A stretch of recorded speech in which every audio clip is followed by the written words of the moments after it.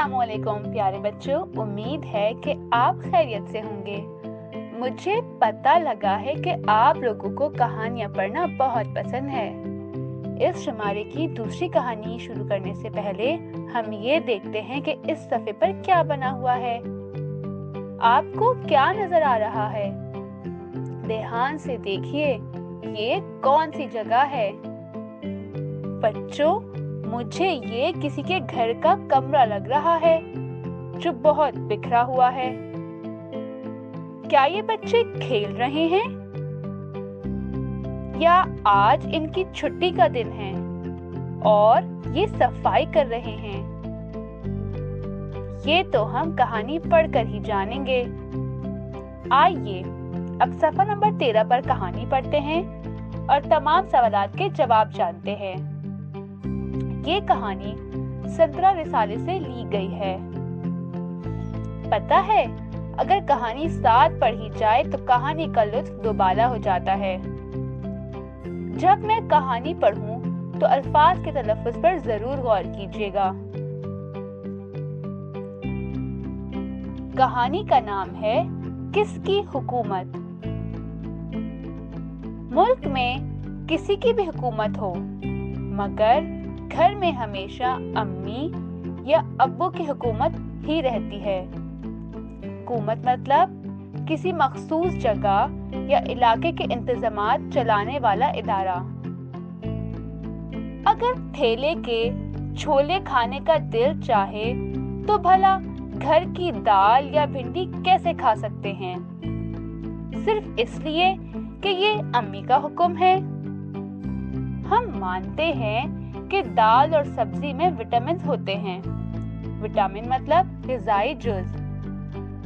मगर इस चटखारेदार ज़बान का क्या करें जो चीख चीख कर गोल गप्पे, गोला गंडा और बन कबाब मांगती है। वर्जिश करने कैसे उठ जाएं, क्योंकि ये अब्बू का हुक्म है। हमारा ख्याल तो ये है कि घर में किसी एक की हुकूमत के बजाय सबको थोड़ी थोड़ी जिम्मेदारी संभाल लेनी चाहिए। सरबराह तो बहरहाल एक ही होना चाहिए, अम्मी अब्बू।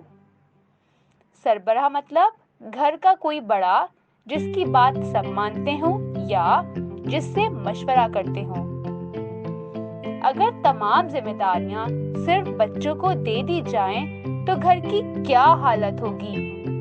बिस्तर की चादर, अलमारी की किताबें, गुस्ल खाने की साबुनदानी में नहाता साबुन, सब रो रो कर इल्तिजा करेंगे। इल्तिजा मतलब एहतराम से दरख्वास्त करना। ऐसे में घर के बड़े कितने मजे में होंगे।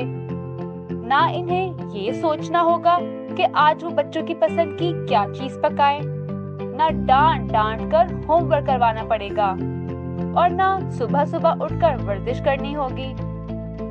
बच्चों को स्कूल जाने की क्या जरूरत, खुद ही किसी न किसी तरह कहीं न कहीं पहुंच जाएंगे। घर में रोज पापड़ खाए जाएंगे, कुल्फी की नदियां बहेंगी। सब्जी के ठेले पर तो घर के सामने से गुजरने पर पाबंदी ही लगा दी जाएगी।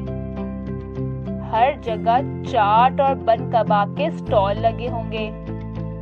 दूध पीने पर जुर्माना होगा और सिर्फ ठंडा शरबत पीकर गुजारा होगा। किसी काम का कोई वक्त नहीं होगा। जिसका जब जो कुछ करने का जी चाहे वो कर ले। स्कूल घर का बना खाना ले जाने की क्या जरूरत। ये पापड़, बिस्कुट और टॉफियां किस दिन काम आएंगे।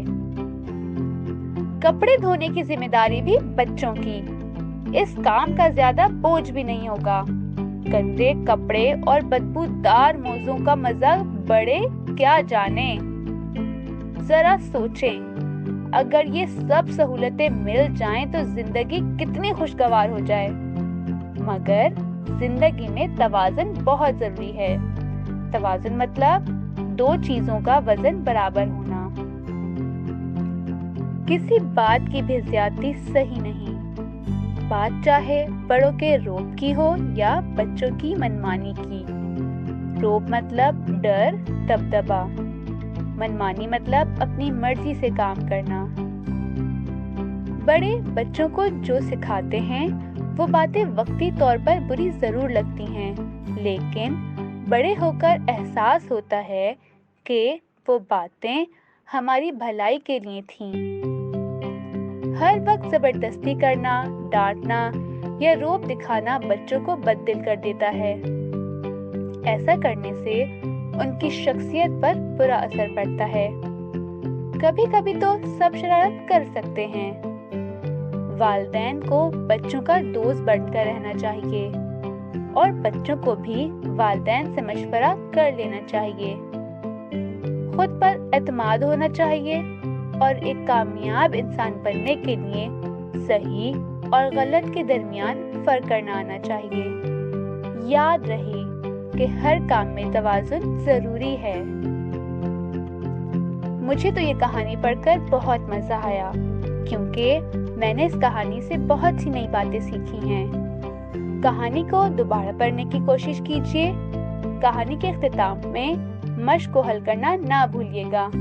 अल्लाह हाफिज बच्चों।